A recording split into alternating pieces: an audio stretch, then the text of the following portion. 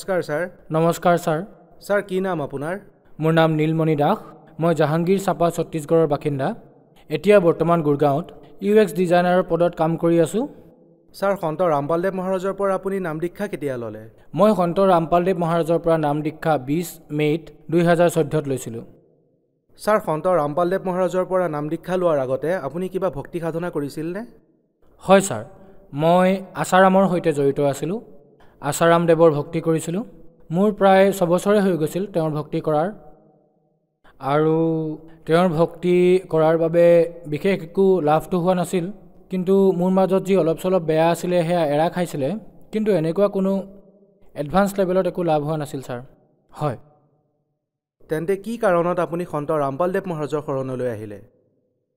হয়, মই এজন বিজ্ঞানৰ বিদ্যাৰ্থী হয় ছাৰ। মই IIT বম্বেৰ পৰা পঢ়ি আহিছোঁ। মোৰ দাদাই আগতেই সন্ত ৰামপালদেৱ মহাৰাজৰ পৰা নাম দীক্ষা লৈ থৈছিলে। তেতিয়া মই তেওঁৰ লগত বহুত আৰ্গুমেণ্ট কৰিছিলোঁ যে এইটো কেনেকৈ হ'ব পাৰে, এজন মানুহে কেনেকৈ ভগৱানৰ পদবী পাব পাৰে। তেতিয়া মই বহুত আৰ্গুমেণ্ট কৰিলোঁ। মই আচাৰাম দেৱৰো পইণ্টক তেওঁৰ সময়তো মই আৰ্গুমেণ্ট কৰিছিলোঁ যে নহয়, বিজ্ঞানতকৈ ডাঙৰ একোৱেই নাই, বিজ্ঞানেই সকলো। গডৰ এক্সিষ্টেঞ্চত আপুনি কোনো মানুহক দেখুৱাই দিব নোৱাৰে। কিন্তু যেতিয়া তেওঁৰ লগত মই বহুত ডিছকাশ্যন কৰিলোঁ, সন্ত ৰামপালদেৱ মহাৰাজৰ মই আশ্ৰমলৈ গ'লোঁ। আশ্ৰমলৈ যোৱাৰ পিছত মই অনুভৱ কৰিলোঁ যে এইখনটো বহুত বেলেগ জেগা। ইয়াত মানুহবোৰে বিনামূলীয়াকৈ খাব পাইছে, খোৱাৰ ব্যৱস্থাও পাইছে। কাৰণ মই আচাৰাম দেৱৰ তাত গৈছিলোঁ। তাত পইচা দি আপুনি থাকিব লাগিছিল, আপোনাক কুপন কাটিবলৈ দিছিলে, তাৰ পিছতহে আপুনি খাবলৈ দালি চাউল পাইছিলে। তাত এনেকুৱা একো ব্যৱস্থা নাছিল। যাৰ পইচা আছিলে সিহঁত বহুত আগত বহিছিলে, আমি বহুত দূৰত বহিব লগা হৈছিলে, আৰু দূৰৰ পৰা অলপ চলপহে দেখা পোৱা গৈছিল আচাৰাম দেৱক। কিন্তু ইয়ালৈ আহি দেখিলোঁ যে সকলো মানুহ আৰামত আছে, পৰমাত্মাই আশীৰ্বাদ দি আছে। গতিকে সেই সময়তে মোৰ মনত ক'ৰবাত এনেকুৱা লাগিল যে নহয় ভাই, মই যিহেতু বেলেগতো ভক্তি কৰিছোঁ, গতিকে ইয়াতো এবাৰ চেষ্টা কৰি চাওঁ। সন্ত ৰামপালদেৱ মহাৰাজৰ পৰা মই নাম উপদেশ ল'লোঁ। সন্ত ৰামপালদেৱ মহাৰাজে আশীৰ্বাদো দিলে। মোৰ আৰু এটা কথা আচৰিত এইটো লাগিল ছাৰ, যে আপুনি যিয়ে আশ্ৰমলৈ যায়, আচাৰাম দেৱকে ধৰি লওক অথবা আন যিবোৰ সন্ত আছে যিসকলে নিজক পুৰুষ বুলি কয়, তেওঁৰ আশ্ৰমলৈ গ'লে তেওঁলোকে ইণ্ডিভিজুৱেলি গৈ কাকো আশীৰ্বাদ নিদিয়ে। মই যি ন'টিছ কৰিলোঁ সন্ত ৰামপালদেৱ মহাৰাজৰ আশ্ৰমত, তেওঁ প্ৰত্যেকজন শিষ্যৰ ওচৰলৈ আহি মূৰত হাত থৈ আশীৰ্বাদ দি আছিলে, যিটো সঁচাকৈ বহুত ডাঙৰ কথা। কোনটো এটাতো আপুনি ইমান ডাঙৰ পদবীত আছে, আনে হ'লেতো এনেকৈ ভাবিলে হয় যে ময়ে ভগৱান।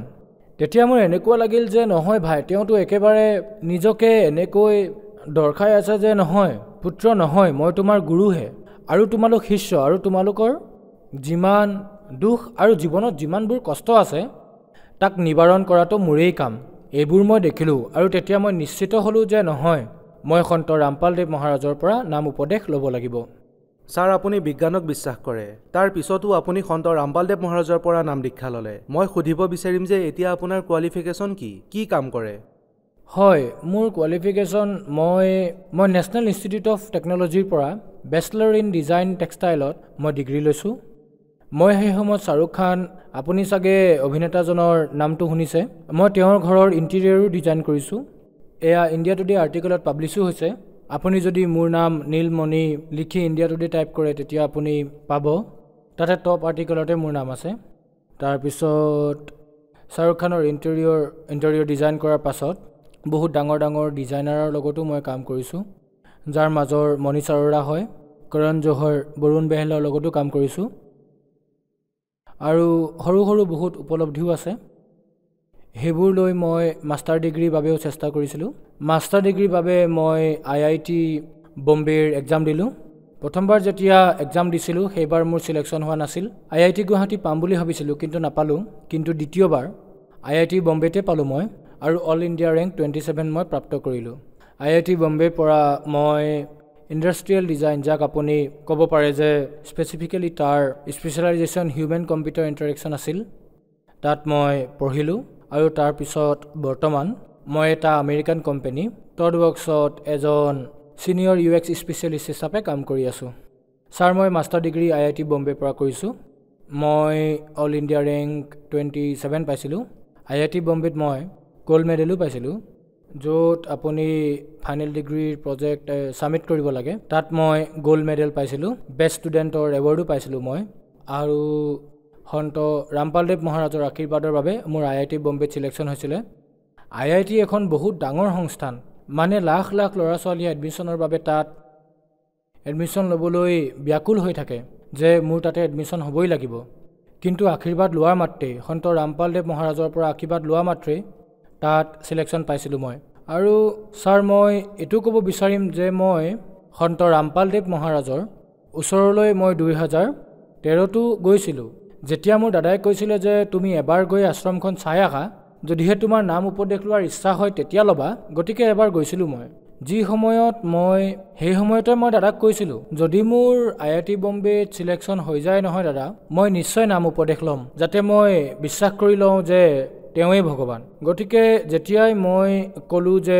সন্ত ৰামপালদেৱ মহাৰাজৰ সৈতে মোৰ বাৰ্তালাপো হৈছিলে মই তেওঁক ক'লোঁ যে মই IIT বম্বেত এডমিশ্যন ল'ব বিচাৰোঁ তেতিয়া তেওঁ আশীৰ্বাদ দিলে আৰু ক'লে যে পুত্ৰ হৈ যাব আৰু হৈও গ'ল মানে ইয়াতকৈ ডাঙৰ কথা আৰু কি হ'ব পাৰে নীলমণি আপুনি IIT মুম্বাইৰ পৰা নিজৰ পঢ়া শুনা সম্পূৰ্ণ কৰিছে আৰু আপুনি গোল্ড মেডেলিষ্ট ষ্টুডেণ্টো আছিলে সন্ত ৰামপালদেৱ মহাৰাজৰ বিষয়ে এনেকৈ কোৱা হয় যে তেওঁৰ লগত মানুহ অন্ধবিশ্বাসতহে জড়িত হৈছে কমচে কম আপোনালোকৰ দৰে মানুহে IIT কলেজত গোল্ড মেডেলিষ্ট ষ্টুডেণ্ট হয় টপ ইঞ্জিনিয়াৰ টপ ডক্টৰ যিসকলে সন্ত ৰামপালদেৱ মহাৰাজৰ সৈতে জড়িত হ'ব ধৰিছে আপোনালোককতো ক'ব নোৱাৰোঁ যে আপোনালোকে অন্ধশ্ৰদ্ধা মতে জড়িত হৈছে এই ধাৰণা কাল্পনিক নে ক'ৰবাত শুদ্ধ এই ধাৰণা মোৰ এনেকুৱা লাগে যে যি বৰবালা কাণ্ড হৈছিলে তাৰ পিছত মই ভাবিলোঁ যে এয়া জানি বুজি কৰা ষড়যন্ত্ৰ চৰকাৰে বহুত ভাল ধৰণে প্ৰিপ্লেন কৰিছিলে যাতে সন্ত ৰামপালদেৱ মহাৰাজৰ যিসকল অনুগামী আছে তেওঁলোকক এইটো বুজাব বিচাৰিছে যে অন্ধশ্ৰদ্ধাৰে তেওঁলোক জড়িত আৰু তেওঁৰ জ্ঞানকো বেলেগ ধৰণে প্ৰস্তুত কৰা হৈছে কিন্তু মই আপোনাক কৈ আছোঁ IITৰ 70-80% ল'ৰা ছোৱালী এথিজিমৰ ফালে গৈ আছে মানে কমপ্লিট এথিষ্ট হৈ গৈ আছে মানে ভগৱানৰ ওপৰত তেওঁলোকৰ বিশ্বাসেই নাই যে ভগৱান আছে তেওঁ এই পাৰ্টিকুলাৰ ইউনিভাৰ্ছক কোনে ক্ৰিয়েট কৰিছে আৰে ভাই আপোনালোকে কৈ আছে যে গেলেক্সিখন ইমান ডাঙৰ মই দেখা নাপাওঁ এতিয়ালৈকে আপুনি মানক ছাৰ যে যিমানবোৰ ফিলচফাৰ আছে যিমানবোৰ চাইণ্টিষ্ট আছে আনকি IITৰ পৰা যিসকলে মাষ্টাৰ ডিগ্ৰী লৈছে তেওঁলোকক আপুনি জুনিয়ৰ চাইণ্টিষ্ট বুলিও ক'ব পাৰে মই জুনিয়ৰ চাইণ্টিষ্টো কিন্তু আপুনি সৰু সৰু যিমানবোৰ ষ্টুডেণ্ট আছে তেওঁলোকক গৈ যদি আপুনি সোধে তেওঁলোকৰ যি বিশ্বাস ভগৱানৰ প্ৰতি সেয়া একেবাৰে সলনি হৈছে মানে মানুহবোৰ অন্ধবিশ্বাসৰ ফালে ইমানেই গৈছে যে আপুনি বিশ্বাস নকৰিব আৰু সন্ত ৰামপালদেৱ মহাৰাজক এনেদৰে দুখ দিছে তেওঁ এক শাস্ত্ৰক খুলি বেদক সকলোবোৰ দেখুৱাইছে যে ক'ত ভগৱানৰ উল্লেখ আছে আৰু সেই ভগৱান আচলতে কোন আৰু আমি কোন ভগৱানৰ পূজা কৰিব লাগে আৰু কি ধৰণে কৰিব লাগে আৰু প্ৰকৃত গুৰু কোন হয় তেওঁতো কেৱল সেয়াই কৈছে এইবোৰ কথাই চাগে আন যিসকল ধৰ্মগুৰু আছে তেওঁলোকে হজম কৰিব নোৱাৰিলে কিয়নো তেওঁলোকৰ যি ব্যৱস্থা চলি আছে আজিকালিৰ হ'ব পাৰে যি ধৰণে তেওঁলোকে জ্ঞান প্ৰচাৰ কৰি আছে তেওঁলোকে ভাবে যে সেয়া বন্ধ হ'ব সেইবাবে তেওঁলোকে এয়া ষড়যন্ত্ৰ ৰচিছে এয়া একেবাৰে যদি আপুনি নিজে পঢ়া শুনা কৰা আপোনাৰ বিজ্ঞানত বিশ্বাস আছে অলপ বেছিও যদি মেটাফিজিক্স অথবা আপুনি ভাবে যে আপুনি আধ্যাত্মিকতাত অলপো বিশ্বাস ৰাখে তেন্তে কিতাপ পঢ়ক গীতা পঢ়ক 4খন বেদ পঢ়ক পুৰাণবোৰ পঢ়ি চাওক যি সন্ত ৰামপালদেৱ মহাৰাজে যি সৎসংগত কয় সেয়া কেৱল আপুনি চাওক আৰু বুজিবলৈ চেষ্টা কৰক আপুনি বহুত পৰিৱৰ্তন দেখিব আপোনাৰ লাগিব যে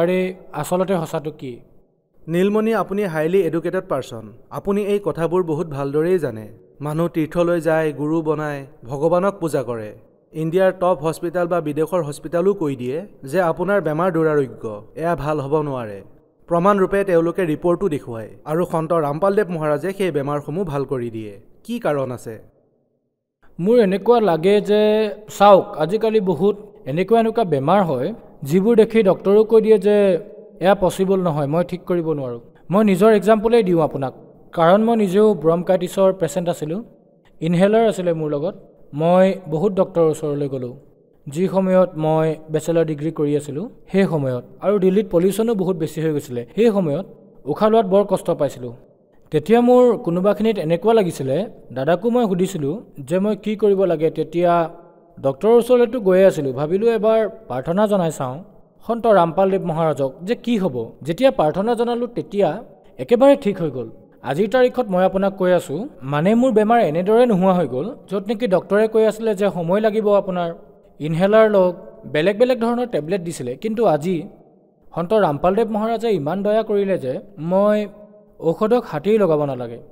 সন্ত ৰামপালদেৱ মহাৰাজে কেৱল আপোনাক মন্ত্ৰ দিয়ে, সেই মন্ত্ৰ আৰু সাধনা যদি আপুনি ভালদৰে কৰিবলৈ ধৰে তেতিয়া অট'মেটিকেলি আপোনাৰ যিমানবোৰ বেমাৰ আছে লাহে লাহে ভাল হৈ যাব।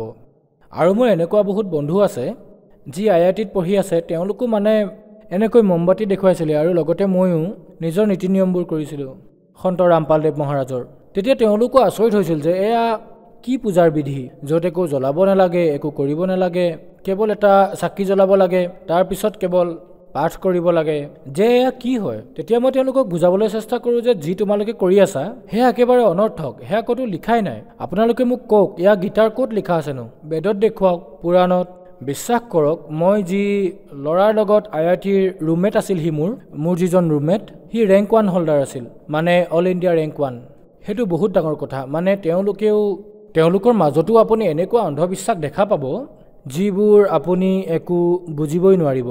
গতিকে মই ক'ম যে কমচে কম আপুনি সন্ত ৰামপালদেৱ মহাৰাজৰ যি পূজা বিধি সাধনা তাক বুজক, আৰু তেওঁ গীতা বেদ পুৰাণৰ বিষয়ে যি কৈছে কমচে কম সেইবোৰ ফ'ল' কৰক, চাওক আৰু সৎসংগ শুনক, তেতিয়া আপুনি সকলো বুজি পাব। ছাৰ, আপুনি বৈজ্ঞানিক। মই আপোনাক সুধিব বিচাৰিম যে সন্ত ৰামপালদেৱ মহাৰাজৰ নামদান চেণ্টাৰ গোটেই ইণ্ডিয়াৰ লগতে বিদেশতো খুলিছে। সন্ত ৰামপালদেৱ মহাৰাজে টিভিৰ মাধ্যমেৰে নাম দীক্ষা দিয়ে। গতিকে ছাৰ, এইটো কেনেকৈ সম্ভৱ যে এজন সন্তই ইমান দূৰত বহি নিজৰ শ্ৰদ্ধালুসকলক ইমান লাভ দিছে, এটা মন্ত্ৰৰে বেমাৰবোৰো ঠিক কৰি আছে? মইতো ছাৰ পোনপ্ৰথমে মই এইটোৱে ক'ব বিচাৰিম যে আপুনি তেওঁক সন্ত বুলি কৈ মানে তেওঁ গড হয়। আপুনি বিশ্বাস নকৰিব, তেওঁ গড হয়, সাক্ষাৎ কবিৰ চাহেব হয়। মানে মই জীৱনত বহুত পৰিৱৰ্তন দেখিছোঁ। ইমান পঢ়া শুনা কৰিলোঁ, এইটো কৰিলোঁ, সেইটো কৰিলোঁ, বহুত আলোচনাও হ'ল। মই ঝাৰখণ্ডৰ টপাৰ আছিলোঁ, গ'ল্ড মেডেলিষ্ট আছিলোঁ মেথমেটিক্সত। এইবোৰনো কি? এইবোৰ একো নহয় ছাৰ। মই কৈ আছোঁ আপোনাক, 2.5-3 লাখ টকাটো চেলাৰী মোৰ এতিয়া মাহৰ। মানে যিবোৰ হৈছে মোৰ লগত, সেই সকলোবোৰ কেৱল সন্ত ৰামপালদেৱ মহাৰাজৰ বাবেই হৈছে। কোনোবা ব্যক্তিয়ে যদি এই কথা কয়, মানে মই বৈজ্ঞানিক হয় আৰু মই চেলেঞ্জ কৰিব পাৰোঁ। মই কৈয়ে আছোঁ আপোনালোকক, কেৱল এবাৰ সৎসংগ শুনি চাওক। তেওঁৰ যিজন জেলত বহি আছে এতিয়া, তেওঁ সাক্ষাৎ ভগৱান হয়। তেওঁৱেই এই সকলো, মানে তেওঁৰ তাত বহি বহি কিমানবোৰ যি ভক্ত আছে, তেওঁৰ শিষ্য আছে, তেওঁলোকৰ দুৰাৰোগ্য বেমাৰো ঠিক কৰি আছে। ছাৰ, মই কৈ আছোঁ আপোনাক, মইতো গুৰুদেৱক সন্ত ৰামপালদেৱ মহাৰাজক কেৱল দেখিছিলোঁ, কিন্তু যিসকল ভক্তই আজি দেখা নাই, লগ পোৱা নাই, তাৰ পাছতো নামদান লৈছে, তেওঁলোকে ইমান লাভ পাইছে আপুনি বিশ্বাসেই নকৰিব। মানে এনেকুৱা মানুহৰ মই শিষ্যৰ গাথা শুনিছোঁ, যিসকলে কৈছে যে মোৰ পাথৰ ঠিক হৈ গ'ল, মোৰ ব্ৰংকাইটিছ আছিল সেয়া ঠিক হৈ গ'ল, মোৰ কেঞ্চাৰ আছিলে সেয়াও ঠিক হৈ গ'ল। যেতিয়া এই সকলোবোৰ দেখিব তেতিয়া আপোনাৰ বিশ্বাস হৈ যাব যে যাক আপুনি সন্ত বুলি কৈ আছে, কবিৰ চাহেবো এনেকৈ আহিছিল, তেওঁকো এনেকৈ ডিছকাৰ্ড কৰা হৈছিলে, এভইড কৰা হৈছিলে। আপুনি উত্তৰ প্ৰদেশতো যদি যায়, মন্দিৰতো তেওঁৰ বিষয়ে উল্লেখ কৰা হয়, তেওঁৰ বিষয়ে এনেকৈ কোৱা হয়, তেওঁক কেৱল কবিৰ ৰূপতহে মানুহে দেখে, তেওঁক এজন ভগৱানৰ স্থান নিদিলেই। মই কৈ আছোঁ এজন ছাত্ৰ হিচাপে, আপোনালোকে তেওঁক ভগৱান বুলি নামানে নাই, কিন্তু তেওঁৰ কথাখিনিতো শুনক। আপুনি নিউটনৰ ল পঢ়ে, আপুনি কোনো গেলিলিঅ'ৰ কথা শুনে, তেওঁলোককতো আপোনালোকে বুজে, তেওঁলোকৰ কথা শুনে। আইনষ্টাইনে যিখিনি ক'লে তেওঁৰ কথাটো মানে যে MC² হয়, ইয়াক মানি লওঁ আমি। এবাৰ মানিটো চাওক যে সন্ত ৰামপালদেৱ মহাৰাজে কৈ কি আছে। নীলমণি, আপোনাক যিসকল শ্ৰদ্ধালুৱে টিভিত চাই আছে, বিশেষকৈ সেইসকল যুৱক যিসকলে নিজকে এথিষ্ট অৰ্থাৎ নাস্তিক বুলি কৈ গৌৰৱ অনুভৱ কৰে, তেওঁলোকক আপুনি কি ক'ব? আজিৰ ল'ৰা ছোৱালীক কিনো ক'ম ছাৰ, মানে তেওঁলোকৰ নাজানো কি ফিলচফি, কি থট প্ৰচেছ হৈ গৈছে। ভগৱানৰ ওপৰত বিশ্বাস নাই, চাগে মাক দেউতাকৰ সন্মান কৰিবও পাহৰি গৈছে। মানে মোবাইল ফোনত লাগি থকা, টিকটকত ভিডিঅ' বনোৱা, মানে এয়া এনেকুৱা বস্তু যিবোৰ চাগে সমাজৰ এই কুৰীতিবোৰেই ঠিক হৈ যাব। আপোনালোকে এবাৰ আহি চাওক, সন্ত ৰামপালদেৱ মহাৰাজৰ আশ্ৰমলৈ আহক। ছাৰ, মই এওঁলোকক এইটোৱে ক'ব বিচাৰিম, সন্ত ৰামপালদেৱ মহাৰাজৰ সৎসংগ শুনক। চেনেলত সৎসংগ আহে, তাৰে তলত হালধীয়া শাৰী এটা আহে, তাত ফোন নম্বৰ দিয়া থাকে। তাত আপোনালোকে যোগাযোগ কৰক, ফোন কৰক। আপোনাৰ ওচৰ পাজৰৰ নামদান চেণ্টাৰৰ ঠিকনা দি দিয়া হ'ব। তালৈ গৈ আপোনালোকে নাম উপদেশ ল'ব পাৰে। যদিহে তেওঁৰ জ্ঞান বুজি যায় তেতিয়াহে। আপুনি ফোন নম্বৰত ফোন কৰি বিনামূলীয়া কিতাপো খুজিব পাৰে। কিতাপবোৰ পঢ়ক আৰু সকলো মিলাই চাওক, বুক বাই বুক। যেতিয়া আপুনি বুজি পাব তেতিয়া আপুনি নাম উপদেশ ল'ব পাৰে। ধন্যবাদ। সৎ চাহেব।